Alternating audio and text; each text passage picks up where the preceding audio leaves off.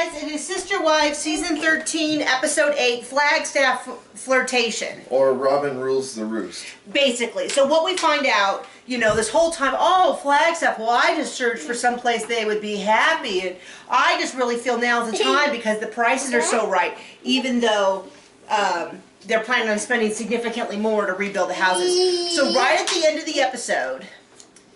Oh, by the way, guys, Dayton, share your news. So Dayton is Robin's oldest. I believe he has some learning disabilities. Really nice kid. I've never seen him do anything that would make me dislike him, so this is not about him.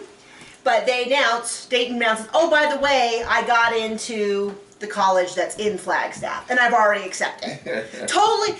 It went from, oh, we're going to save money, to everything's more expensive, and because Robin wants to. Yeah, basically, this whole thing has been about Robin wants to be near Dayton, which is massively unhealthy for everyone. And I don't, just to be clear, once again, I don't think this is Dayton's fault.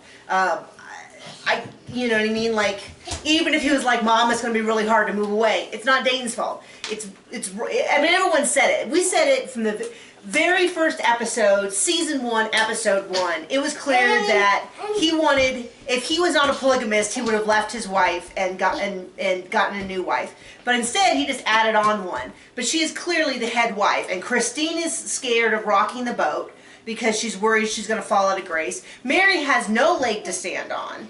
I mean, she's just going to get iced out of any decision. She likes a different place than Robin does. Yeah, and you can already see Robin... The daggers. Yeah, I mean, it's just like... And I mean, my thing was when they were like, oh, it's cheaper and it's closer to town, I was like, well, that's better for the kids. You know, because I admit, if it was just us, and we used to live an hour, 2 hours away from a store, it wasn't a big deal. But then we got this little guy, and it was all of a sudden was like, well, what if he wants to do school activities? You know, what if he wants to do a sport or a club or... Have a friend. Have a friend. It's now this big deal, and then, of course, because they can't drive, a lot of them can't drive, that means you have to shuttle them around. So when we were looking at moving, that became a consideration, like where's some place we could go where reasonably he could do things within 10, 15 minutes, even a half hour. So...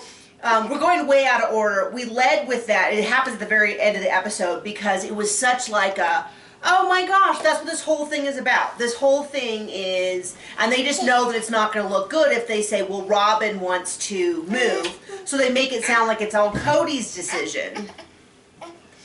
Anyway, do you want to draw on my notes? Okay, so anyway, we went through that whole backwards. There was some stuff, I don't know, they want bagpipes for the wedding, but she doesn't seem to like the bagpipes. I don't know, that was weird. I'm convinced that Cody has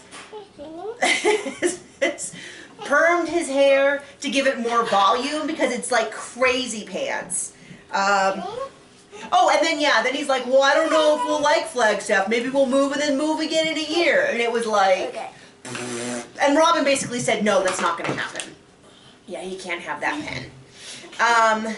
And that's exactly what he wants, is that pen.